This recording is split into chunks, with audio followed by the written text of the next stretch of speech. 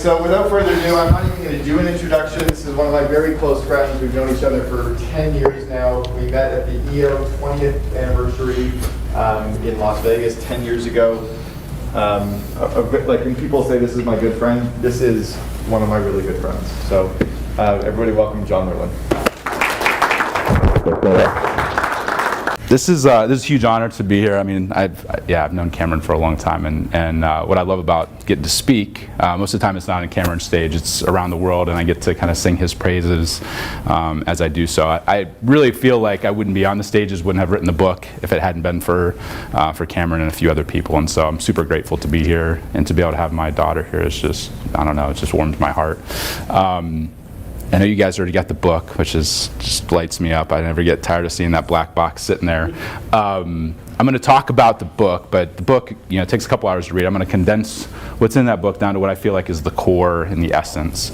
But before I do that, I think it's helpful because sometimes people, when they hear Giftology or they see the packaging or they hear me speak, they assume that I grew up in LA or New York, like if this guy's into high-end gifting, he probably grew up in like a country club and grew up in the right family, and the exact opposite is actually true. I grew up in a wonderful family, but I was one of 6 kids. We grew up on a 50-acre farm not far from where's Rachel at? And about 45 minutes from Canton, Ohio. I don't talk to anybody hardly ever that knows where Canton, Ohio is, let alone lives there. Like, this is crazy. I still have a triplex back there. But we grew up milking goats every morning. Like, that's the kind of farm that it was. We had a 1-acre garden. We heated the house with wood. So I learned super early on what I didn't want to do for the rest of my life, because I just didn't like blue collar, like baling hay in the middle of the summer when it's 100 degrees, like what it is out right now. Like, that was just not for me. And so when you get really good grades in school and you're one of 6 kids and you're poor, you go do the thing that you think is going to make you a lot of money so you don't have to do that. So I thought I'd go be either a doctor or a lawyer. And my mom was super into health and wellness. Back in like 35 years ago, she was like anti-vaccine. She was she was a nurse and she had left the medical profession. She was having Nature Sunshine vitamins shipped into us. So I was like, I'm one of the oldest kids. I'm going to go make mom proud, and I'm going to go be a doctor, make a lot of money, and never have to bale hay ever again. That was my plan. So I went into to college. It was pre-med, and my life really changed. I was motivated to make a ton of money, and I had started a side business. I was working for Time Warner Cable, and if you've ever seen the poor SOB climbing a 30-foot ladder in the air in the middle of the winter, in the middle of the summer, that was me. But I could make about $60 an hour, and this is 15, 20 years ago. So I was hustling, and as luck would have it, as fate would have it, there's 2 different times where it was kind of misty out, and I fell off the ladder 2 different times, 30 feet in the air, and I landed both times in mulch. But I was like, I'm never going to make it to be a doctor. I'm going to end up like a paraplegic. I'll end up being a patient for life, not so much a doctor. So I was like, I got to do something else. Like, there has to be a better way. And when you're in college, like, you can go work for Gap, or you can go like work as a waiter. There's not a whole lot of other options. And so I decided, I had these crazy friends that were selling these knives. Anybody familiar with Cutco knives? I'm sure a lot of you guys are now. I said, if Steve Wiggers, one of my friends from high school, who is 6'8", but was the smallest 6'8" guy you've ever met, like the antithesis of a salesperson, like he couldn't sell, ice to a freaking person in the middle of the desert, like he was horrible. But he was selling these $1,000 knife sets, so I said, if he can do it, I can at least try. And so I remember like going into my interview, I wore the one tie I had. It was a Mickey Mouse tie. I wore my glasses to look smarter, and I'm pouring with sweat because I'm so nervous, because I'm just not a salesperson. And I got hired. And my life changed when I went to go pitch my girlfriend's dad. Now, to give you guys kind of a picture of what he was like, he was an attorney, but he wasn't your typical attorney. He seemed to have his hands in everything in town. Like, he owned the oil wells, the banks, the real estate magically became the Walmart, and he always had time for people. He'd go out for these 2 or 3 hour lunches and was super chill. And the other thing I noticed, he was always giving things away. He was super generous. Like, he'd find a deal on noodles and literally buy like a semi-load of noodles, and the next Sunday at church, like 200 people would walk out with 20 cases each. I'd be like, Paul, that was 20 G's in noodles. Like, I'm thinking, like, doing the math on semesters, I'm like, that'd pay for a semester of school. That'd be amazing. He's like, I know, but did you see their smiles on their faces? And I'm like, who's not going to smile if they get 20 cases of noodles? Of course they loved it. And so he also, it was kind of interesting, like he had more deal flow than you could possibly handle. Like he was having to outsource. He was a small law firm. He was always outsourcing things. So I thought maybe he's this generous guy. Maybe he'll buy pocket knives. All of his clients are men. We're in the heart of Amish country. He literally grew up Amish, so he spoke Dutch. And I thought all of his clients are into hunting and fishing. Maybe we'll give away Cutco pocket knives. And so I work up the courage like the next week. I'm sitting like before we go to church, we're at this like little dining room table, and I'm sweating once again because I'm pitching my girlfriend's dad knives. Like, it doesn't get much more embarrassing than that. And so Paul put me at ease. He's like, he leaned back in his chair and he said, John, I love the pocket knives, but could I order paring knives? Could I engrave those and give those away? And I'm 20 years old at the time. I'm sure I had like this deer in the headlights look. I'm like, you're going to give these CEOs of like multi-million dollar, sometimes $100 million companies, you give them paring knives, like kitchen items? Are you kidding me? I'm like, Paul, I literally, out of my mouth came, I'll sell you as many as you want, because I'm desperate, but I don't know why. And he got this smirk on his face. He was probably 60 at the time, kind of salt and pepper hair. And he said, John, the reason I have more deal flow than I can possibly handle is that in 40 years of being in business, I found that if you take care of the family, everything else in business seems to take care of itself.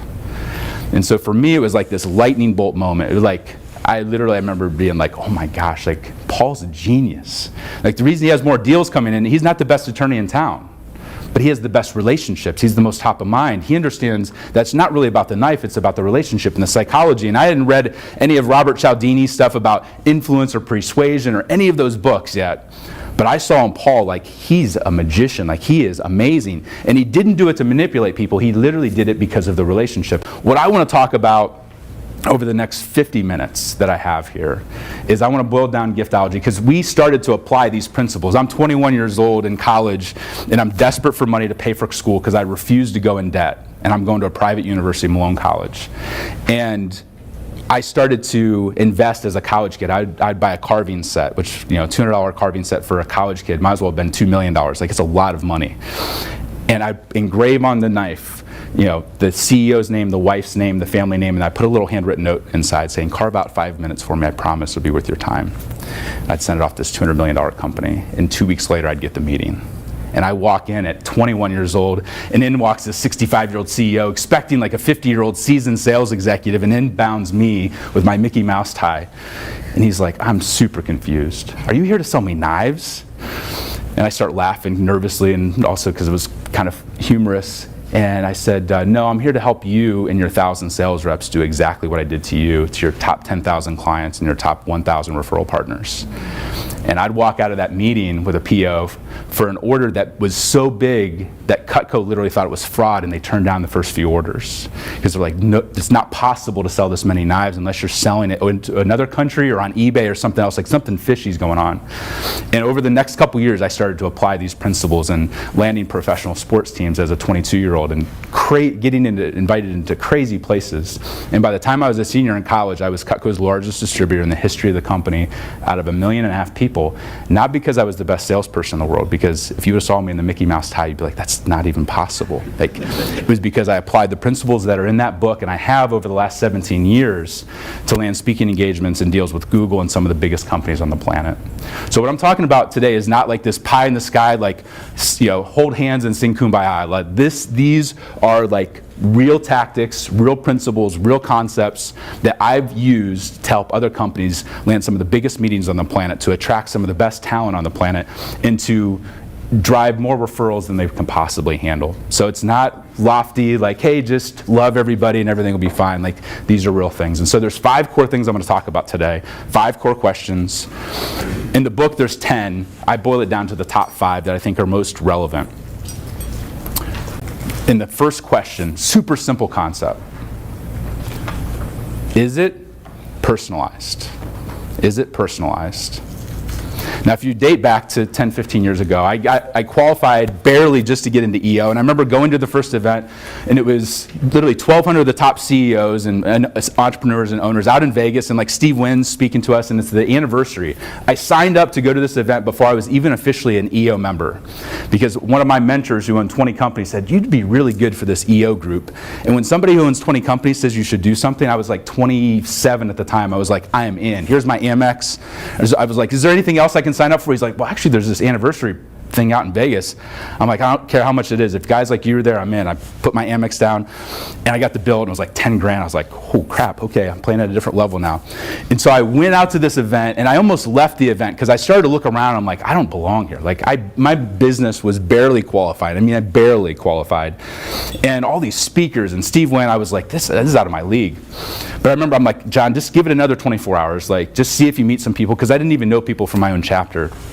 And I started to look at the breakouts, and I'm like, guy talking on customer service, I'm like, that's really odd. Like, a guy talking about junk. I'm like, that's the most unsexy thing on the planet. And then I read his bio, and like 2 million to 120 million, whatever else. And then I walked past the breakout room, and it was like standing room only, literally like busting out the doors. And I'm like, I guess I'm gonna go check this guy out. And so I walk in, weasel my way in, and he starts talking about getting on Oprah and 5,000 articles written about him, and all this other stuff. I'm like, that does not sound like a junk company. I'm like, that's crazy. Like, everything that came out, like, I was like, I want this guy not just as a client. I know I can't afford him, but I want him to be a mentor, an advocate. Like, I want him to be in my corner. I want him to be a friend. Like, you name it. Like, I wanted. I'm like, how am I gonna get this guy, like, to show that I'm for real? And so afterwards, I waited in line for like an hour to go up and talk to him, and I go up to him, and obviously you guys know who I'm talking about. And I'm like, hey, I hear you're coming into Cleveland, our chapter, in like 3 months. And in my head, I'm like, I have Cavs tickets, LeBron's in town, it's opening night, like, we have great seats. We'll go out to a steak dinner and a ball game. Pretty much the same playbook as every other company on the planet, but in my head at that time, I was like, this is gonna be, like, he's gonna be so jazzed. And so I'm like, Cameron, hey, I got these tickets, got this dinner, like, what do you think? I'm expecting him to be like, heck yeah. And I remember the response, like it was yesterday. He's like, I don't really have anything else going on. Sure, I'll go to dinner and ball game. Like, talk about deflating. Like, my sale was like full go, and then all of a sudden it was like dead. I was like, oh, like that just landed like a, freaking iron balloon. What's up, babe? You want to come up here and talk? Okay. So I'm like, I got to come up with something else to get this guy's attention. And I said, what else are you going to do when you're in town? And Cameron's like, I'm probably going to go shopping. The dollar's really weak. He kind of like rubbed that in. He's like, dollar's really weak. I'm going to go, buy a bunch of stuff. And I said, I'm like, maybe this is my angle. I said, where are you going to shop at? And he said, Brooks Brothers. And on the spot, I'm like, what's your shirt size? I'm a Jose Bank guy. I want to send you a shirt. And he looked at me pretty bewildered, like, what's going through his head is, this guy have a man crush on me? Like, this is a really weird question to ask another man within 2 minutes of meeting you. But, he's got the Canadian charm, very pleasant. He didn't make me feel awkward. He actually said, here's the size. And I said, great. And we changed subjects and talked about a couple other things. I said, I can't wait to have you in 3 months. So as soon as I walk out of there, I call my business partner. I just sold half the business. We're 50-50, not 51-49, we're 50-50. And he's really the COO, CFO. Like, I'm the crazy visionary relationship guy. He's the guy that makes sure that we make money. And he just bought half the business. I'm like, Rod, I got this amazing idea. This guy could change our business forever. Like, here's what I want to do. And there's like dead silence on the other end. And he's like, John, that's the dumbest idea I've ever heard. He said, we can't afford to do that. Are you crazy? I let out this sigh. I'm like, you're right. Like, that's just stupid. So I go about the rest of the conference, met some really cool people, and I'm like, I'm all into EO. And 3 months later comes by, and Cameron's coming into town. I'm like, hey, we'll go to the dinner and the ball game. Silly idea. And he starts texting me. My flight's delayed. I think I'm going to miss my connection. I'm not sure if I'm going to get in time. And I think part of it, he won't admit, but I think part of it is he wanted to get out of this dinner and a ball game. Like, he's like, I just want to go shop and sleep and be done with it. But in my eternal enthusiasm, I'm like, doesn't matter when you get in. Even if we miss the ball game, we'll go to dinner. He's like, okay, sure. So I call Rod back, and I'm like, Rod, we have to do this. And he asked the infamous question. He's like, do you believe in the idea enough that that if it doesn't work, it comes out of your personal draw? I'm like, frick. Yes, I believe in it that much. He's like, okay, I think it's a dumb idea, but go for it. So 5 hours before Cameron arrives, I drive up to Brooks Brothers, up in Cleveland. It's about an hour away from Canton. Go inside, I'm pouring a sweat again. I'm nervous. I put the Amex down. I'm like, here's the guy's sizes. I want one of everything in your new fall collection, all your jackets, pants, sweaters, belts, pants, you name it. And the guy thinks I'm joking. He's like a junior sales associate. And he's like, you're joking, right? And I'm like, with a deadpan face, I'm like, I wish I was. But no, I want everything. They're like, everything? I'm like, Yes, everything. It takes them like an hour to bring everything up, and it's like multiple carts, and they go to ring it up, and I'm like, please go through. Like, even though it's an Amex, I'm like, this is insane, because I looked down at the bill, and it was over $7,000 for the close. I'm like, oh my gosh, this better work. So we drive over to the Ritz where he's staying. I go ask for the GM. I'm like, one of the top business coaches in the world's coming to town. Do you want to do something amazing? Just blow his mind. Put Cleveland on the map. The guy's like, sure, what are you thinking? And I said, I want to turn this guy's hotel room into a Brooks Brothers store. Shirts here, jackets there, pants there, just outfit it all. The guy's like, gets a smile on his face. He's like, we can do that. And they outfitted everything. It looks beautiful. I go downstairs a couple hours later, lobby bar with my business partner, and I'm drinking like triple on the rocks, because my business partner's like, he's gonna think you're a stalker. This is stupid. It's gonna blow up in your face. Like, he's just chiming in my ear over and over again, and I'm sweating. I'm just like, oh my gosh, this is so dumb.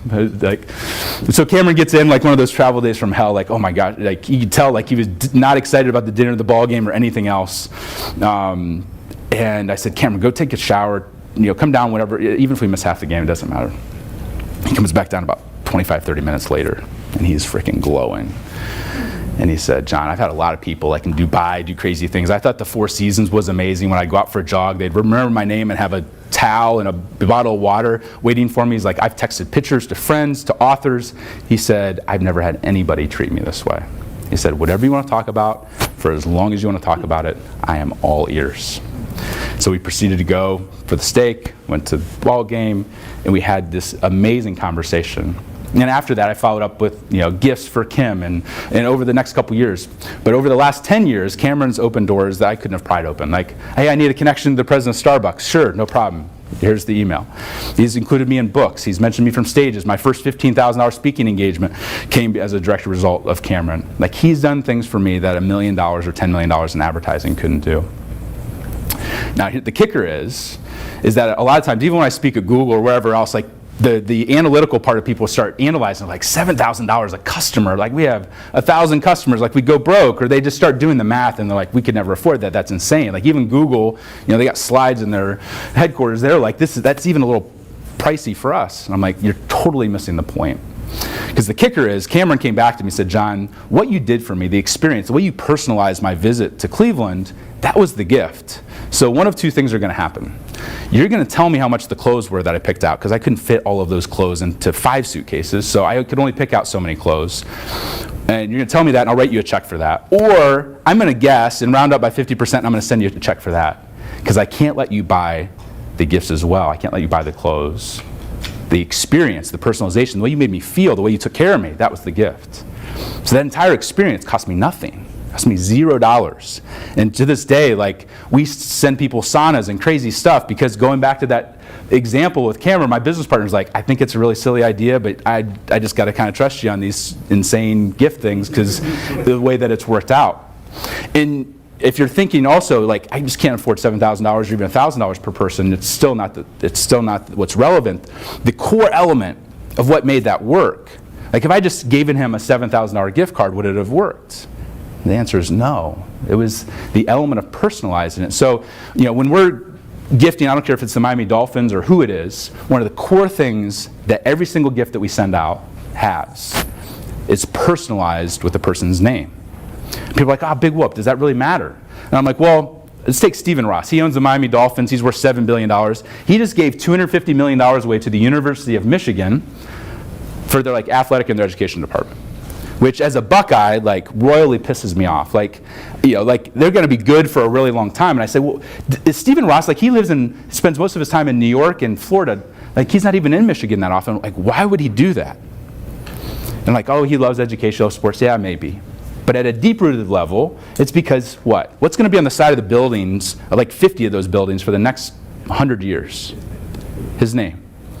So if his name is important enough that he'll give $250 million away to create a legacy with his name on the side of it, everything that we do for our employees, for our clients, even for our suppliers. I treat my suppliers better than most people treat their best clients. We always personalize the gift. And if we can't do a $7,000 experience, even if it's a $100 experience or a $500 experience, it's always personalized. If I can't personalize it, it's game over. I'm not doing it. The name is so important. And the name of the spouse even. It's amazing how I've had people come up to me, and I'm going to talk about this in question number 2.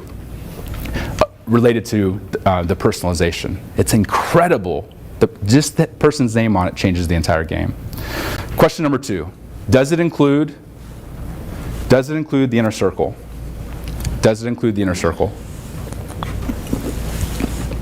About 12 years ago, I got this infamous phone call, and it was the office of the Orlando Magic. Now, I'm an Ohio boy, and that's a big football town, but I'm a basketball guy. Like, I love basketball. And so in my head, I worked with the Miami Dolphins, but I was like, if I could get an NBA team, it'd be like the coolest thing ever. Courtside seats would just be ridiculous. And so I remember the phone call. It was, hi, John, this is Cheyenne. I'm from the Orlando Magic. The CEO's office. I was wondering, could you help me? We got these really nice knives from somebody. I was curious, could you help us buy a bunch of knives? And I was like, am I dreaming? Like, this like, it's one of those, like, perfect, like, I can't even believe, like, out of like the textbook. It was amazing. And I start laughing. I'm like, yeah, I think we can help you with your gifts and knives. And who do you work with? Oh, the CEO, Alex Barton's. Awesome, yeah. So we start this, this dialogue, and we start doing gifting for them, not only at the team, but across the NBA. And I'm like, this is, like, amazing. And so over the course of, like, 3 years, I never met Cheyenne, but every quarter, I would send a gift to the CEO. And most people are like, well, that's a no-brainer. Like, it's a CEO, it's a decision maker. But what's unique about our philosophy is every time I sent one to the CEO, I sent the same gift, or nicer, to Cheyenne. Every quarter, like clockwork, knives, leather goods, you name it. And that went on for 3 years. I didn't ask for a referral, I didn't ask for anything. It was just, hey, appreciate the relationship, just because. And then the third year, I said, hey, I'm coming down to Orlando to speak at this event, and I would love to get some time with Alex. And she said, I'll call you back in 5 minutes. She's like, I got you blocked out for 5 minutes. I'm like, awesome. She calls me back an hour later, and she said, John, can you clear your entire afternoon? And I'm like, I had like 5 meetings set. I said, yeah, my afternoon's clear, no problem. Like, because I'm thinking in my head, I'm gonna get 5 hours, like 4 or 5 hours with the CEO of, we're gonna do a brainstorming session. Like, I'm visualizing this amazing, like, dream-like brainstorming, like we're gonna do gifting across the world. And so I fly into Orlando, go meet Cheyenne. She takes me up to Alex's office. I go to meet Alex, shake his hand. And he's like, we love the gifts. They're so unique. They're so different. They're not the signed basketballs and all the crap that we normally do. People are really responding to them. You're in great hands with Cheyenne. And he shakes my hand, and 5 minutes later, he's gone. And I tried to, like, paint on this, like, fake smile. But in my head, I'm thinking, like, I canceled 5 important meetings for this. And I'm like, what the, like, this is 5 minutes. Like, what the heck? And she got this little smirk on her face, and she said, John, follow me. And I said, okay. We walked down the hallway into a boardroom. And in that boardroom was the head of sponsorship and the head of suites and season ticketing and, like, the 6 department heads for the entire Orlando Magic. And normally when I walk into a boardroom like that, I don't know if you've ever dealt with pro sports teams, but they're like, it's like a kiss the ring kind of moment. Like, you got to bow at their feet and basically beg them for the business. And, like, you're not going to make any money. In most cases, we've been fortunate. All of our deals have been profitable. But in general, like, there's this wall of, like, we're the Orlando Magic. Who are you? Like, you got to, like, bow to get their business. In the exact opposite, when I walked into the boardroom, they stood up, they came over and they gave me a hug. And they're like, we're so excited to meet you. Cheyenne has been talking about you for the last 2 or 3 years. She won't shut up about you. We know we're gonna do business with you. We know we're gonna buy. You just gotta show us what we need to buy. And once again, I'm looking for cameras. I'm like, this has to be a setup. Like, this just doesn't happen. It was incredible. And we started dialoguing. It probably lasted, I don't know, an hour and a half or 2 hours. We wrapped up early, but I walked out of there. I was, like, floating. And I thought, is this going to be one of those moments where, like, great meeting, but doesn't go anywhere? 6 months later to the day, we get the email. And for their 800 biggest season ticket holders, we were doing gifting for. It was our first 6-figure deal that we ever had with a professional sports team. It was incredible. Margins, amazing. They were elated, super happy. It was one of those moments where I was like, oh my gosh, like, what we teach, like, works at such a deep level. Because Alex was great. Like, he's the one signing the check. But in business, most of the time, we completely forget about the people around the decision maker. And so we'll take the decision maker on trips and golf outings, and we'll spend hundreds or thousands or tens of thousands. And what's interesting, we budget about $300,000 a year for our top relationships, clients, employees, suppliers, you name it. 80% of that is not targeted at the decision maker, it's targeted at the inner circle. And what I define by inner circle, it's their assistant, it's their spouse, and it's their kids. If you wanted a fourth, it'd be their team, their entire team. And the reason is in order to get my attention or Cameron's attention, like you got to do something crazy. Like I get to travel and golf, I golf Pebble Beach, even though I shouldn't be allowed to be on Pebble Beach. Like I'm not that good a golfer, but we get to golf it all the time. We get to stay at nice hotels. We get nice dinners. We get nice wine. We get amazing things. Guess who gets the worst side of being in business? My spouse. Like most of the time, like I'm not traveling with my kids. Like I remember like one of the speaking engagements I had in January. Like I left and literally the next day, everybody got the flu.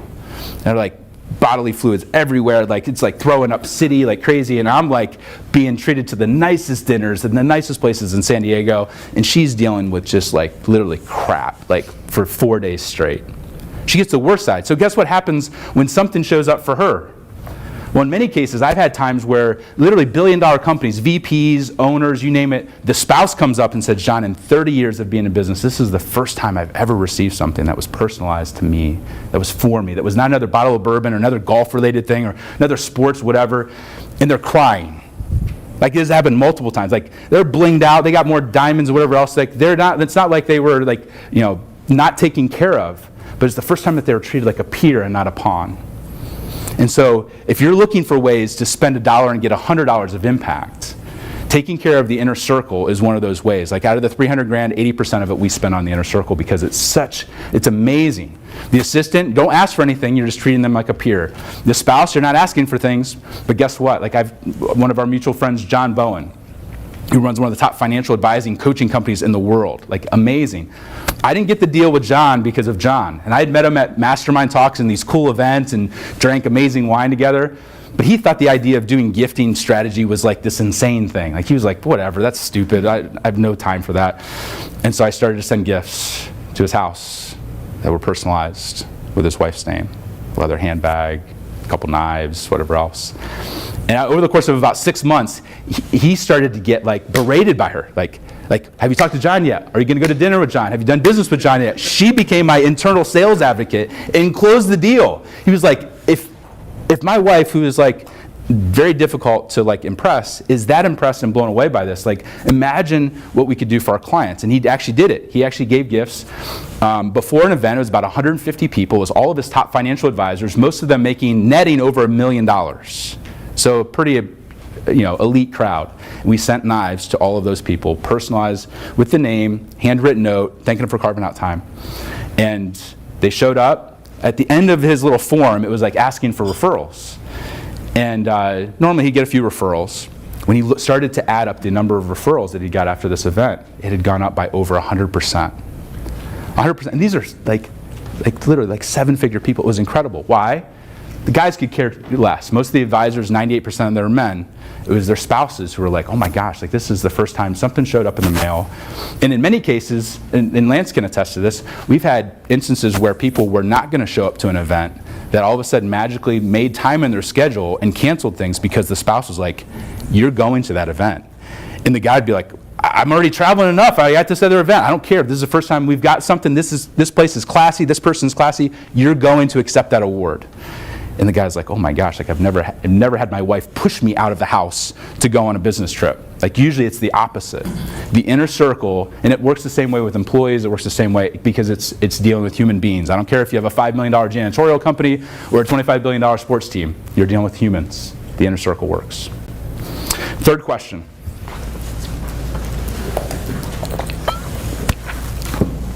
When would it mean the most?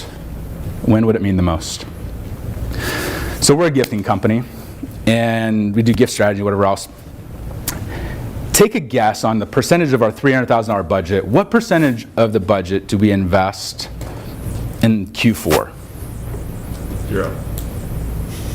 Yeah, a lot of people are like, oh, all of it. Like, no, like the exact opposite. Yeah, it's 0. Now, why is that? Everybody Everybody gets Christmas gifts. Huh? It's expected. It's expected, yep. So one of my first clients reached out that was wanting to do high-level consulting, prospecting, and they were a seed corn company, so not the sexiest business in the world, but they were like a $100 million company, and they were competing against companies like Pioneer that were doing like $20 billion in revenue. So they were like the, $100 million companies, nothing to sneeze at, but they're competing with like literally the Goliath. And they're like, John, we got this great product that we could sell. If we could just get meetings with these farmers that are farming like 10,000 acres, like huge farms and above. They're like, but they won't even take our meeting. They like jump on a tractor and they're gone for like 30 hours. Like they just won't even give us the time of day.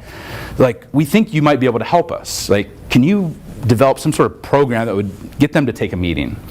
And I said, well, what have you done so far from an appreciation standpoint? And they're like, well, we do these really awesome baskets. And I'm like, okay, what's in the basket? And like, oh, it's swag and wine and whatever else. I said, when do you send it? Like, oh, we send it right before Christmas. And I'm like, how's that working for you? They're like, it sucks. It's not working at all. And I said, okay, well, let's develop this program. Instead of wine and swag for the farmer, let's do something that's more holistic for the inner circle. And I said, when would it mean the most? And they're like, you know what, planting season sucks. That nobody wants to ever talk to us, but like that's when something might actually resonate and mean something to people. And I said, awesome. I said, so right after planting season? They said, yeah. So they had their 80 sales reps pick their top 20 prospects, so 1,600 people. And if you're targeting farmers, even though they had the budget, like you can't send them Rolexes. Like that's a little weird to send a farmer a Rolex to get their attention. So it has to be something that's relevant, unique, quality, all these things. So I said, what do you want to build the program around? They said, we're thinking about ice cream. And I'm like, it's not the sexiest thing in the world, but we can work with ice cream. It's going into summertime. So we built this whole program around ice cream. And instead of hitting them one time, we were going to hit them 3 times. And the first gift was this handmade ceramic bowl. And it represented the foundation of the company. They're beautiful. We sent out 1,600 of these all across the Midwest. We waited a week, and then, of course, I'm a Cutco guy, so I get the Cutco ice cream scoop. It's a $50 ice cream scoop, little note inside, here's the scoop, here's the background on the company, why you might want to work with us. We sent out 1,600 of these, waited a week. And then we went, anybody familiar with Schwann's, the delivery service? Anybody had Schwann's? Like it's nostalgic for people in the Midwest. My grandma had like Schwann's, like little drumsticks that were like the best thing ever. And so we went to Schwann's and said, hey, will you package up 1,600 gallons of ice cream and package them into coolers and send them off? They said, sure. So along with that cooler of ice cream that was dry ice packed was a little DVD and said, hey, we know you're tired, you don't want to meet with us, you've worked hard, you've earned it, sit down with your family and enjoy a bowl of ice cream. And if you get time over the next couple weeks, pop in this DVD and learn why we think we really make a strategic partner for you and we add a lot of value. And then the 4th week, the sales rep, after waiting a couple weeks, would call on these guys with ice cream toppings in hand. And instead of getting like the Heisman, like, hey, I'm going to jump on the tractor for 30 hours, they got invited and not into the office. Where did they get invited to? To the house. Guess who was there? Not just the farmer, it was his wife. It's like, hi-ho the dairy-o, farmer and his wife. Inside at the dinner table, not for 2 minutes, not for 20 minutes. In most cases, it was a 2, 3, 4-hour visit. Now I ask, if we'd done the exact same gift, because a lot of times people are like, yeah, we've tried the gift thing. Nobody ever sends a thank you. It doesn't work. It's just a waste of money. We're cutting that out. And I'm like, okay, well, when did you send the gift? They're like, oh, we sent the gift after the referral. Or, oh, we sent the gift, right before the holidays. I'm like, it was expected. It was an obligation. You had to do it. It was like that you made it transactional. Because every business on the planet says their business is about relationships. Relationships with their clients, relationship with their employees. But are your actions lining up with what your words are? And in most cases, most companies, they say this is our most valuable relationship, and then they treat them like average. They treat them like an obligation. They do the same thing at the same time as all of their competitors, and they wonder why nobody's bending over backwards to refer them, 10x business. It's because you're treating them just like everybody else. And so the gift, the timing, something as simple as sending it in May versus in December made all the difference in the world. And so when we're working with people, we're challenging them, when would it mean the most? Oftentimes it's not when you expect. Like we don't do gifts typically at an event, although the book is one of those gifts. We'll do a gift ahead of time, or we'll do a gift afterwards because they're not expecting it. It creates buzz either leading up to the event or it creates this exclamation point afterwards. Like, I hate swag bags. Like, if you want to be a green company, don't give a bunch of crap with your logo on it at an event and then like fill up landfills with like semis full of crap that nobody wants, that they can't even get home. Like, Cameron can tell you, like, he speaks at EO events and they give him like these glass, plastic figurine type things. It's like, hey, thank you so much. Like, Cameron's like, what the hell am I supposed to do with this? I'm going to put it in my bag? Like, it's horrible. Like, they're not thinking like timing. Like a nice handwritten note 3 weeks later make all the difference in the world. So the timing of the gift, such a small detail can make all the difference in the world. Number 4. Do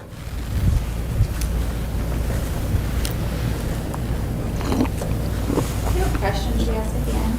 Yes, I mean, if there's time. Yeah, all the time. Yeah, write down any questions, for sure. So number 4, what's the most that I can do? What's the most that I can do? If you're like me, and I think guys tend to lean this direction and just in general across the planet, if you get invited to a wedding or a kid's graduation, what's one of the first things that goes through your head? Just put on a tie. Huh? Have to put on a tie. Okay, question number 2. Can we just send a gift and not go? Yeah. Do we have to show up, number 1? Do we have to wear a tie? Most of the time, one of the first couple questions is, I haven't seen that niece in like 5 years. Is this a $100 relationship or a $500 relationship? Like, we ask ourselves, what's the least we can get away with and not look like a schmuck or look like a deadbeat? Like, is this a $150 thing? Like, we're going back and forth in our head, like what that should be. And then if our wife like writes a check for $100, we're like, really? Like, we haven't seen that person in a decade. We're sending them that much? It's just natural. Our tendency is to go to the lowest common denominator and what's the least we can get away with. And what was unique about Paul was that he asked himself the exact opposite. Like, he would go to a pizza parlor after the high school team won the game, and he would ask himself, what's the most I can do here? I can pick up one tab or I can pick up the whole restaurant. And he'd take $2,000, sign for it, didn't draw any attention to himself, he'd just pick up the whole tab.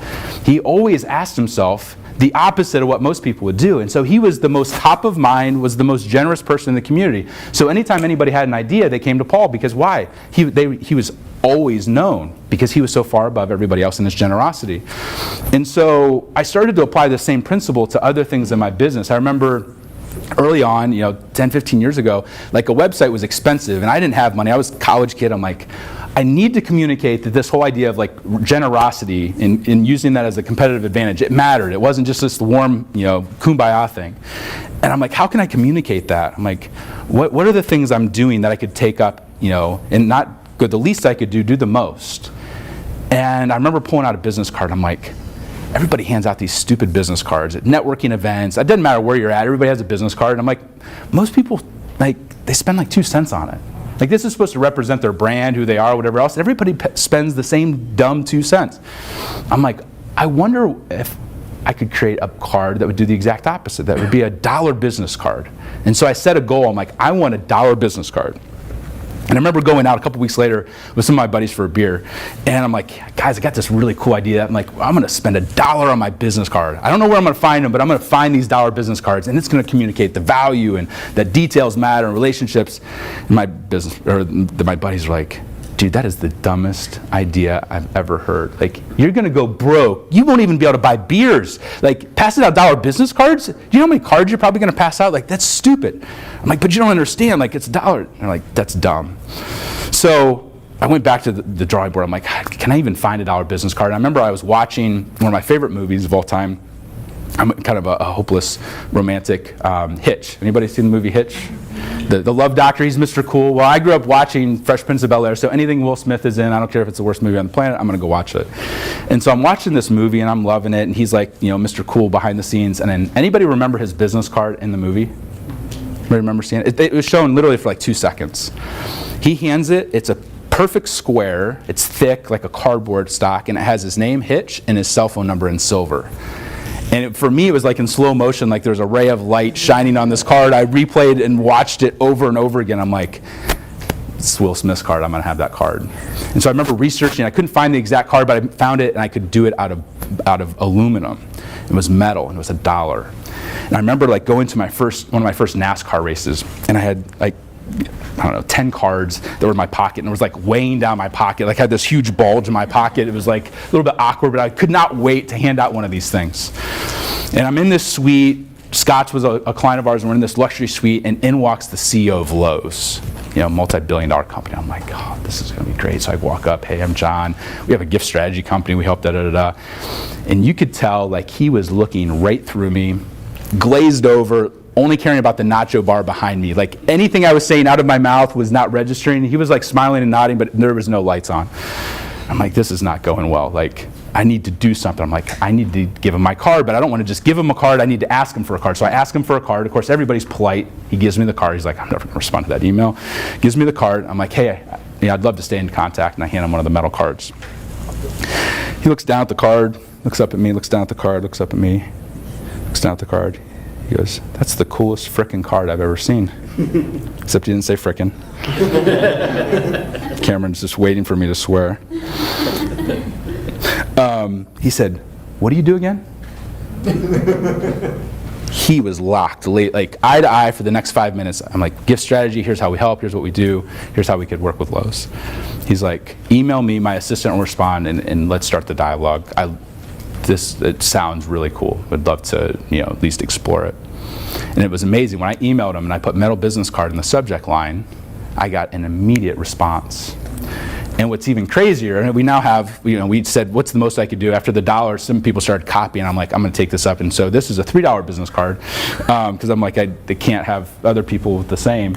But what's been amazing over the last 8 to 10 years is that we've had people that have literally taken pictures of my card at their office. Like, we don't know what to do with this thing. Like we feel uncomfortable throwing it away. It's it's so nice. I play with it when I talk on the phone. I've had some people take pictures and they're like, I have it on my nightstand at home. I don't know what to do with this thing. I'm like, it's sitting beside your wedding picture beside your bed. That's just creepy and weird, but okay. Over $1 or a $3 card. And even 5 or 10 years later, if I put metal business card in the subject line, they remember immediately where they were at when they got the card, the conversation. Out of the thousands of cards or tens of thousands of cards, $1 or $3 investment has completely changed our networking and interaction, completely changed the game. And so I mentioned this at Google, and they're like, oh my gosh, $3 for a business card, we'd go broke. And I'm like, show of hands if anybody spent $3 on a cup of coffee this morning. And of course, the whole audience raises their hand. I'm like, did anybody freak out when the Starbucks barista said, that'll be $3, Mr. or ma'am? Did anybody freak out and say, we have to plan for this? I don't know, this is a little crazy, $3, we have to work that into the budget. Nobody thinks that way. $3 for a cup of coffee has just become kind of standard place. But $3 for a business card, it's literally 1,000 times more than what they're used to, and it freaks them out. Even big companies that have big budgets can't wrap their mind around. And so we haven't had very many people copy the $3 business card because it's just so insane. And so what I'll say is that in business, in your industry, the way that this kind of applies to you is, where are the areas in business where everybody in your industry goes super cheap? Where it doesn't matter, it's a nothing thing. And where are the areas in your business where everybody goes super expensive? Is it dinners? Is it entertaining? Is it trade shows? Is it brochures? Because what's funny is people are like, $3, that's such a waste. And I'm like, well, in our industry, a lot of people spend $20 or $30 on a brochure. And guess what happens 99% of the time when you hand them a catalog or a brochure when you leave the office? Sure. It gets used as toilet paper. It's gone. It's nothing. Guess what happens when I hand them a $3 business card? They take it. I've had literally instances where people have shown it to 50 people before they got home from the event. And so I look for areas where everybody's going super cheap, and I say, how can I take that not 2% higher? How can I take it 2,000% higher and do it in such a way that shows excellence, that communicates the value? We say we're world class in this, and we're world class in first class and best in class. Every little detail matters, even a business card. And we applied that same thing to our letterhead. We said, how often do you get a handwritten note? Show of hands if you've gotten a text message within the last hour. If you've gotten a text message, or if you've gotten a handwritten note within the last 24 hours. Well, yeah. Okay, that's unfair. If you've got more than one within the last 24 hours. It's rare, isn't it? A handwritten note is just it's 2017. It's easier to send a Facebook message or a Snapchat or a text or whatever. It's an email. We have digital overload. And one of Cameron and I's mutual friend now, Connor Blakely, who's 18, who's speaking all over the world, is talking about how all these old school things that our great grandfathers would have done have now become new school because they're so rare, the handwritten note. So our letterhead is now $9 piece of steel. And when somebody gets a handwritten note from us, they freak out. Some of them frame it, they show it off, they'll keep it on their desk. We have one financial advisor who's the branch manager. The amount of referrals we've received from a handwritten note just sitting out and people being like, what the heck is that? How do you write on steel? With a Sharpie. Yep. Yeah, Sharpie stays on, no problem. So you got to really make sure you don't make a mistake. Yeah, you don't want to screw up. But a $9 investment, I mean, people will spend $9 on a flashlight that breaks within 9 days and slam their logo on it and think nothing of it, but $9 letterhead, whew, that's freaky. I don't know, I can't handle that. And so I challenge you in your own company, in your own industry, look for those areas where it just seems crazy. Why are we doing that? And trade shows and entertainment are one of those great examples. Like, why is your Morton's dinner any different than anybody else's Morton dinner? Why is your trade show booth, oh, we put flashing lights and we spend an extra $5,000, but all of your other competitors are spending about the same. They're all doing about the same thing. It just becomes part of the noise. And so what we really are teaching people is how to stand out and be memorable by completely flip-flopping what's the norm. And where everybody goes expensive, like, we cut it out. Like, I don't do trade shows. People are like, what do you mean? You don't have a booth? You don't? I'm like, no, I wrote a book and I go speak at those events. Because I don't want to be the guys that are being compared with the other 10 people. I want to be the person on the stage. I want to be the person that is willing to invest 20 grand into going after the 20 prospects I really want at that event. And they're like, why would you do that? I'm like, because all of my competitors spend 100 grand. So I save myself 80 grand and I get more clients. So it's about being more effective with the things that we're doing. It's not just about gifts. It's about completely reorienting how you're looking at relationships and how to stand out and how to be memorable. The last question, number 5.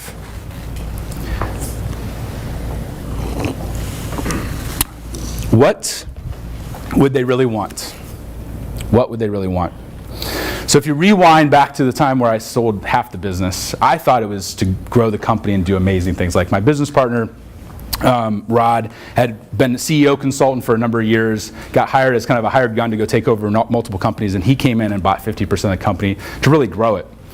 And it was right around 2007 when all of that happened, right about the time that Cameron and I met.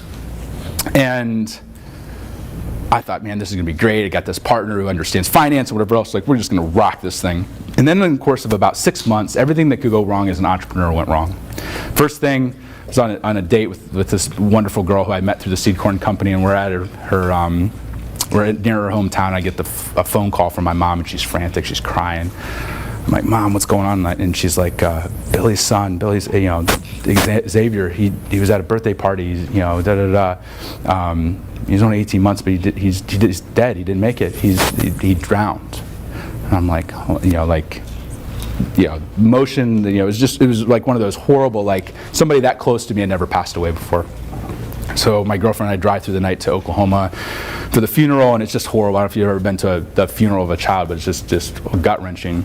And so then about a month later, my business partner started asking about these charges on the credit card and some money that's missing, and he said, this doesn't make sense. Like, does Amy have authority to do some of these things? And I'm like, I don't know what you're talking about.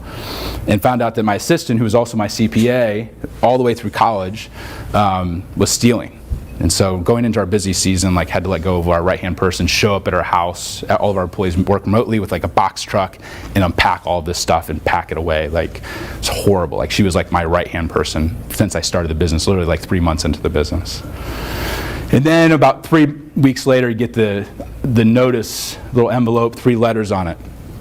And nobody wants to get in business. It was a nice IRS audit because she had been doing the taxes and everything. Everything was done wrong, and so I was going through like this horrendous audit. And then the financial meltdown started happening. It's toward 2007 going into 2008. I'd invested. I was like, anything I touch turns to gold. Let's invest in some commercial real estate. Let's invest in some other businesses and all this other stuff.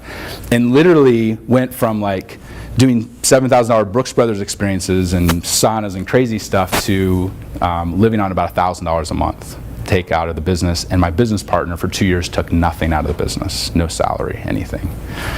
So my girlfriend, who then became a very serious girlfriend, had just moved to Ohio a few months later, and so I'm barely keeping my lips above the water, and I have this girlfriend who's serious, who doesn't know anybody. It was like the worst time to start a dating relationship. It was like entrepreneur hell. Like, everything that could go wrong, like, we're just barely keeping the wheels on the bus.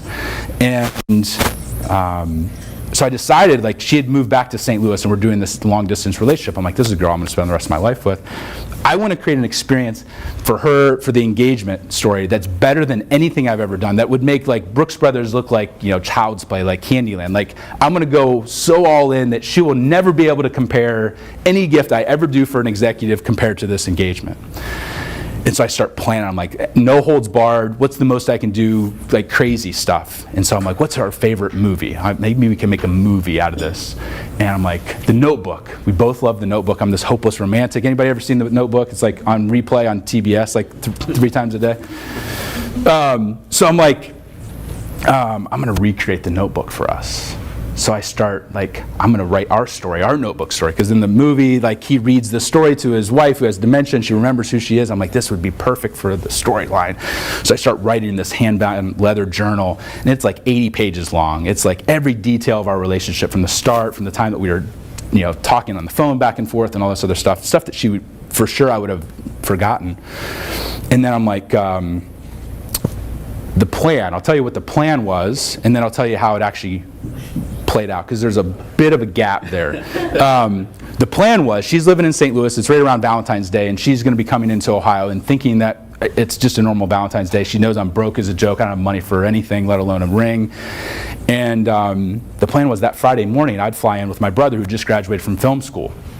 And we'd fly into the airport, past security, in the morning. She'd be flying out at 5 p.m. And my brother, who went to Full Sail, would completely transform me into a 90-year-old man. Like false teeth, prescription bifocals, a wig, NASCAR jacket, looked like I gained 100 pounds, looked like John Candy. I mean, I was like huge. I would like Velcro shoes, gold watch, Brut cologne. You name the detail, we had it dialed in.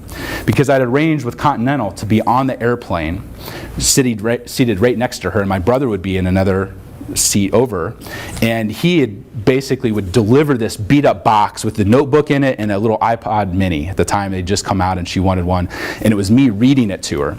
So she'd get this box, go on the airplane, be listening to it, reading it, and she wouldn't think anything of it because I'm crazy, so flying my brother down to find a box wouldn't seem out of the ordinary.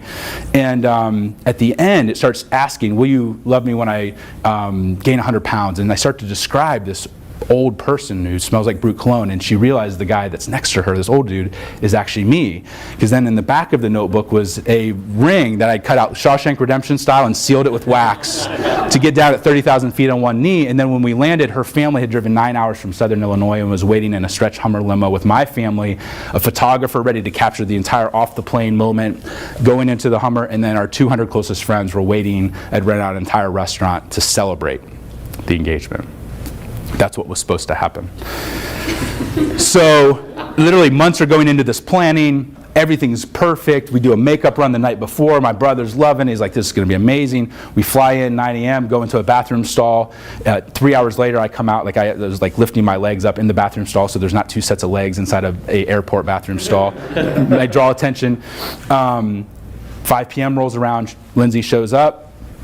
My brother delivers the box, she opens it up, she's on cloud 9, she's listening to it, she's reading it, and they start doing pre-boarding. Of course, people that need help, old people, are get on first, so they go to escort me onto the plane, and they're taking me in, right here's the ticket desk, and I go, and I collapse.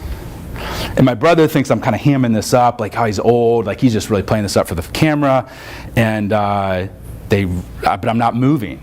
And they roll me over, and I'm not moving, and there's blood everywhere. I'm solid blood, and I'm unconscious. My brother's like, this is not part of the plan, holy frick.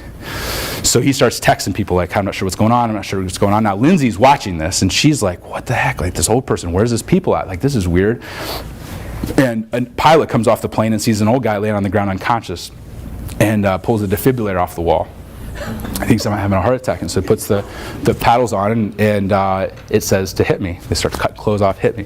I'm bounced off the ground. Now this time the wig's coming off, the glasses, and Lindsay goes from realizing it's an old guy to being like, oh my gosh, that's an old guy that looks like John. Oh my gosh, that's John, what is going on? And she melts, she freaks, because I'm unconscious, there's blood, there's vomit, there's everything. And they have to build a wall of people around me to keep her from getting to me as they're working on me because they can't stabilize me. Now, guess who gets a phone call when you're in an airport in disguise and you're unconscious? Yeah, the FBI. So the FBI shows up, 3-letter jackets, and they're like, what's going on here? They're asking questions. My brother's over there with the Notebook, like showing him the ring to try to explain, and they think it's like they're talking to my brother that I'm gone. So she's crying, she's a mess. She tries to get into the ambulance that they bring, and I'm on a ventilator, but she's not family, so they won't allow her in. So she has to follow in a cop car. In the back of the cop car, like she finds out I was going to propose from the cop. and she's just praying. She's melted down. She's like just hysterical. Now, meanwhile, everybody back in Ohio, 9 hours away, is getting text messages. John had a heart attack. He's on his way to the ICU. Party's off. So that 200 people are getting that message. So they take me into ICU. They can't. I'm on a breathing machine. They're running every test, CAT scan, MRI, you name it, under the sun. And Lindsay's there for all. My brother's freaking out. My mom flies in the next morning, and the next morning I wake up. And I'm a little bit loopy, but so I'm on these drugs from everything. But I'm conscious. And I start asking, like, what happened? Like, what happened? Like, oh, you almost died, and you know, this happened, and this happened, and this happened. And I'm like, now I have this huge fat lip. I'm like, that's amazing. It's like Romeo and Juliet, but I didn't die. And I think it's the most incredible thing, but I forget every 5 minutes that I have to keep telling me the story because I'm loopy, I'm on these drugs. And Lindsay, my girlfriend, is like, this is like the worst nightmare come to life. She's over in the corner, like cowered, like fetal position. It's like she's just shocked beyond belief. And 6 days later, we take the same plane flight back, no disguise. We read the notebook, listen to it, and no 200 people, no any of that kind of stuff. Like she says yes, we cry, like we're just ourselves, there. And over the next couple months, like this conversation would get brought up, like people in EO or YPO or whatever. So we'd be at a conference or an event, people like, tell the engagement story. And I'd be like a big room, people like, sure, I'll tell the story. And I'd tell the story. And she'd be like over in the corner, like, no, don't tell the story. And I'd be like, you don't appreciate me, I almost died for you. And she'd be like, that was the worst story ever. Like, it went horrible, it's like my worst nightmare. And so for like the first 4 or 5 years of marriage, we would battle, like we'd fight over this thing. I'd be like, you're just not appreciating it. And I was meeting with a mentor of mine, who's kind of a counselor mentor, and he started asking, like, John, what do you like? And I said, well, I love, I love surprises. I love this. I love that. And she's like, what's Lindsay like? And she's like, and I'm like, gosh, she hates surprises. She wants an itinerary, actually, for her birthday. She wants to know minute by minute what we're doing and what outfit to wear, and she'd like to know 30 days ahead of her birthday. And it like hit me like this bolt of lightning when he asked that question. I answered, I love surprises. She hates surprises. And I'd made that entire engagement. If I'd actually pulled it off, it would have been pretty cool. But I'd made that entire engagement story about how cool I was and how wonderful I was and things I liked. I loved the surprise. And my wife would have loved nothing more than to have a walk on the beach, maybe a private dinner, no fanfare, no 200 people, no disguise, no any of that. She just wanted to start a life together. I had made the entire gift of engagement about me as opposed to the other person. And what I realized was, and the reason it's in the book is she had to approve everything that was in the book, was the lesson I learned is that in business we do the exact same thing. If we like steak, we take our customers out for steak. If we like golfing, we take our customers out golfing. Now, we don't ask ourselves, do they really want another night away from their family? Do they really need another trip away from their kids? Do they really, like steak? Do they we make the gift. If we do a gift, it's all about our colors. Our brand is all over it. It's all about our preferences, and we make it all about us, how cool we are, and what we want, not about the other person. And we would never do that in most situations, like a wedding. You'd never engrave compliments of John Ruhlin on a Tiffany's vase. But in business, we do that all the time. We call it marketing or promotion or whatever else. It's not really a gift. We're using a manipulation or a tool or a marketing tool. And what I've realized is that when we start to put ourselves in the other person's shoes and say, what would they really want that they wouldn't buy for themselves? Or how would they really want treated? Or maybe they don't even want anything. They just want their spouse to be treated well or their kids to be treated well. And so we've started to do that for our employees. Like we have all stay-at-home moms that are college educated that work remotely. And we said, what's one thing that would be amazing for them that they wouldn't do for themselves? What would they really want? And we said, our wives hate cleaning. We have house cleaners, but they probably would never take the money to do that. And so we're going to make it it's not even an option. You either accept it or you don't. There's no cash value, but we pay to have their houses cleaned every other week, all of our employees. It costs us $2,000 per employee. And people are like, oh my gosh, even Google was like, are you hiring? There's a number of people are like, we get food and this, but nobody pays for our house cleaning. It was amazing how in their head, that was such a radical concept. But it costs $2,000. And people are like, well, we can't afford to do that. And I'm like, well, the last time I checked, your salary range, even for an assistant, is $35,000 to $45,000. That's a $10,000 swing that you don't think anything of. You don't say, oh, If we paid them 35 versus 40, we would go bankrupt. But all of a sudden with a $2,000 perk or benefit that makes their life easier, their spouse's life easier, their kids' life easier and better, they're less stressed, and they would never do it for themselves. They'd always feel guilty if you gave them the option of not taking the cash. And so we've started to incorporate that in not only to our own business, but challenging our clients to do the same thing and say, do they really want another frickin' polo shirt with your logo on it? No, they probably don't. Like, what could you do and give them that would be really meaningful to them, that would make their life easier? Like, we have mandatory date night, and the babysitter's covered as late as they want to go.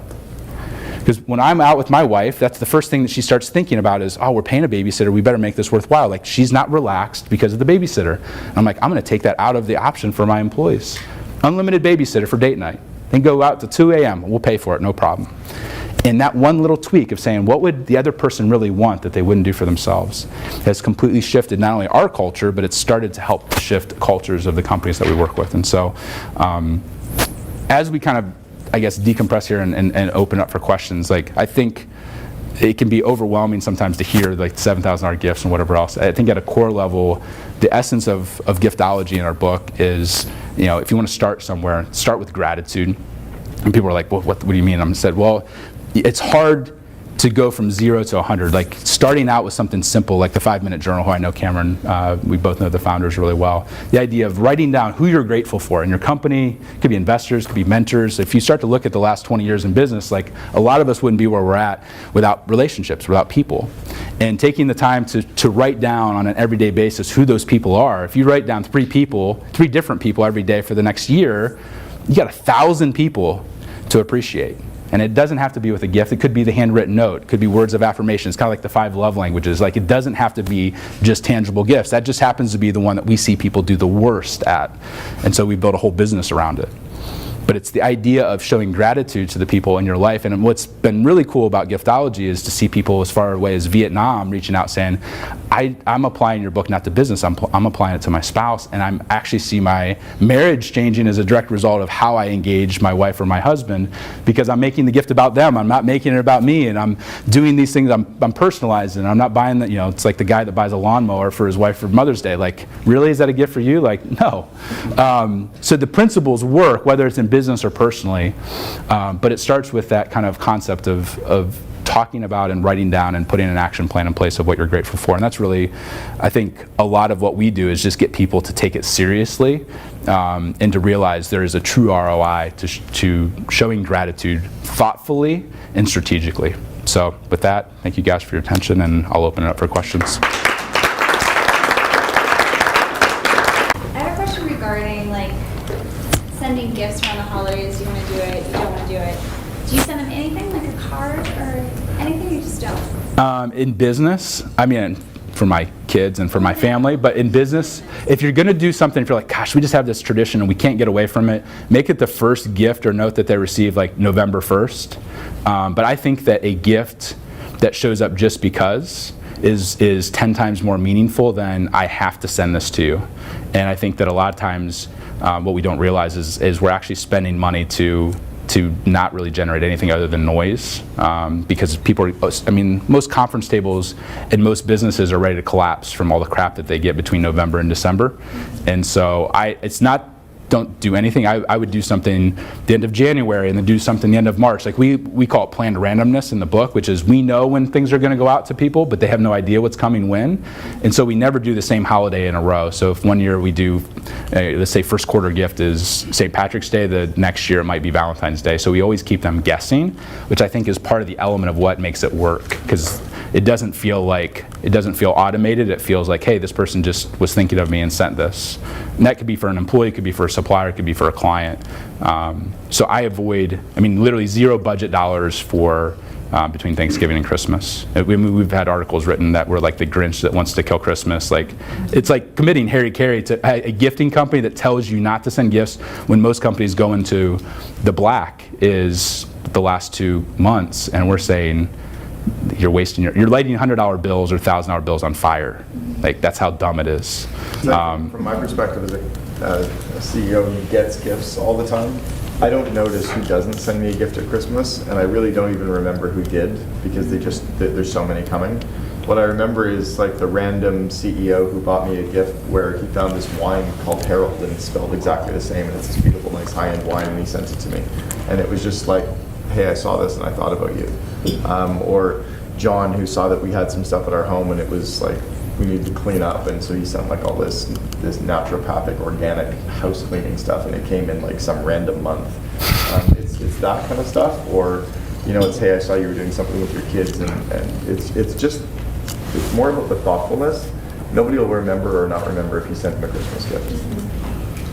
It's a hard habit to break. It's amazing how even companies are like, logically, I get what you're saying, but there's been such an indoctrination of, well, we have to do this.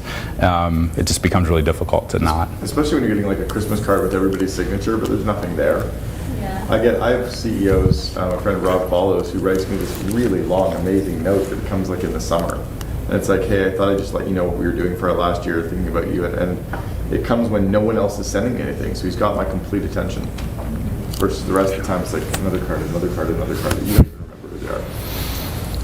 I read the book after the last time being here. Cameron saying that you were going to be here, and I'm in a B2C space where there's no reoccurring revenue. Word of mouth is kind of hard to track because it's a huge direct response. Like there's no way to track really. What industry? Real estate. So Yep. we buy homes directly from home sellers. So I kind of like trying to frame this and how we can execute it, and I think I have the answer now, but just curious on your thoughts. Do you see that being as any effective way to really gift when you're like it's a one-time thing, or more of just doing the things to kind of like stand out from the competitors, writing the note, then maybe something after like a transaction has actually happened? I mean, I don't know specifically, but I think that if you view business as like a marathon and a 10, 20, 30-year game, and you're trying to plant as many good seeds of people that are raving fans about you as possible, then sometimes there's, if you look at it might not be recurring revenue, but the lifetime value of if you could get each one of your clients to at least open their mouth. And I don't know who they would tell if there's other people in their circle, but most businesses have an opportunity to leverage it. It's just a matter of figuring out who they're. More as once they're a client versus kind of like a prospect in that kind of scenario? I mean, it depends on if it's a bunch of people calling on, like we have sometimes financial advisors that we work with that are like, how do you stand out and just show class? Not bribe, like there's a fine line between doing something too much. Like a lot of times people are like, oh, we're going to spend this. I'm like, you're actually communicating, we're trying to buy your business. Right. And that can be just as powerful as doing something too cheap. So there is a sweet spot depending upon who the clientele is. But from a prospecting perspective, I mean, some of our best clients are on the prospecting side of here's our dream 100 relationships, or here's the people that are in our funnel that we need to accelerate or move through faster.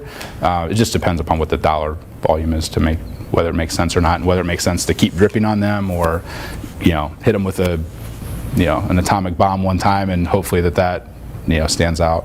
Is that helpful? Yeah. Do you have any key ratios of like, if you have a $100,000 average deal size, like what you would commit to the gift budget? Yeah, our benchmark, some people are less than this, some people are way more than this, is 5% of net that we're willing to reinvest back into relationships. So if you look at lifetime value or even current value or what could be, if it's a prospect scenario, you start to reverse engineer and say, okay, this is worth $100,000 in profit, then we're willing to reinvest $5,000 back into that relationship. And if it's $100,000 over and over again, if they stay on as a client, then sometimes the numbers get pretty silly. It doesn't mean you have to spend that much into it. It just, most people are like, if we could grow the client, keep the client, and turn them into a raving fan and referral source for 5%, it shows you what you could start to do from an investment perspective back into those relationships, whether it's a supplier, client, prospect, even employee. We have a friend of ours, Joe Polish, who runs a group called the Genius Network, which is Daryl's company, and Joe bought a friend of his a Tesla as a thank you gift. And he's like, what do you buy the guy who like flies private and does everything? And he bought him a Tesla, but he's gotten more marketing value out of telling everybody that he's bought Dean a Tesla, and Dean saying he's bought him a Tesla, that that cost It was nothing. He paid for himself immediately. That's why they started the 100K program together. So like the Tesla was probably 80 grand or 100 grand, and they've already done 2 million in business together this year. So. Yeah. John, how do you address the tax implications when there's the certain thresholds that people can accept gifts How do you address those? It depends on the industry, so it's a depends kind of answer. I would say that, like in the financial services, you're allowed $100 a person, $200 per couple per year. And that's if you're sending out gifts versus if you're, it's interesting, like a financial advisor could take their clients to the Super Bowl as long as they're with them. So there's all these weird regulations. So what we've done in those instances is we charge wholesale on the gift, and we make all of our money as a consulting fee to execute, to handwrite the note, to engrave it, to ship it, to take care of all the back end stuff that we do anyway. And so we're able to allow them to do a nicer gift. Now you can't send a Rolex and say it's $50. Like, you still have to play within the rules, but it gives them more flexibility of what they can do. I'll also say that even in Fortune 500 companies that, so like Google has gifting rules, we get probably 1% of our gifts back.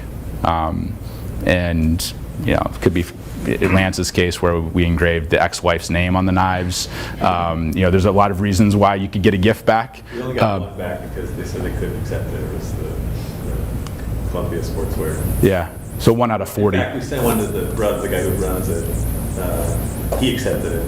His sister, Sally, they rejected it because of the gifting rule. Yeah, gosh. It wasn't too good for your brother, though. Yeah. So yeah, there's what's written and what's followed. Our goal isn't to break the rules, but in most cases, if you do think, if you send a Louis Vuitton bag that costs 20 grand, then there better be reason to justify why you're doing that. But most of the time, we're using the same gifts, like the knives and other things, where I can take a $5,000 set and break it up into chunks, and nobody's like, oh, they try to buy my $10 million in business because they sent me knives. Now they're nice and they're used and they fit a lot of our core principles, but we're not necessarily sending Teslas on a regular basis unless it's necessary. The goal is to fly under the radar and be thoughtful, not look like you're trying to buy the business. And so I would say 90% of our gifts that we do are the same cost as a dinner out at a really nice restaurant with wine, ball game tickets, or a round of golf. And so I would say $100 to $1,500 is where 90% of the gifts that we do fall into line. And if you have more budget than that, then do gifts more frequently, but the goal is not to, there's always risk involved. Anytime you do something unique or different, and most people focus on the one that they got back versus the 19 that loved it. And so I love that because it means everybody else is going to play safe and send brownies and cookies and bottles of wine, and I'm like, this means what we do is that much more different. So, Yeah. my industry is home care and home health care, so our referral sources are in the hospitals. Yep. Talking about hitting the inner circle, what do you feel about gifts that go to the office that are for, say, the nursing team versus the discharge person alone? So I would reverse engineer and say, we have that question all the time. We're like, man, there's 20 people at this organization that could really influence the decision. And I would say, if you multiplied 20 times the gift, would it be over 5% of what the value of those relationships would be? And if it is, or if it's not, then send 20 gifts. Like, we have some companies we'll send 50 gifts to because there's that many different influencers and decision makers and sales reps and regions, and I'm like, but the account's worth $500,000 to us. And so I would say that if you're trying to, there are times when you can give, food or whatever else that could be shared, but most of the time we try to give things that are going to have some lasting value and be around for a while. And if it makes sense, then I would give to everybody on that nursing team versus just giving one or giving something that's consumable. Okay. We can talk more later, but that's kind of the off-the-cuff answer. Okay, cool. Thanks, John Boy. Thank you, guys.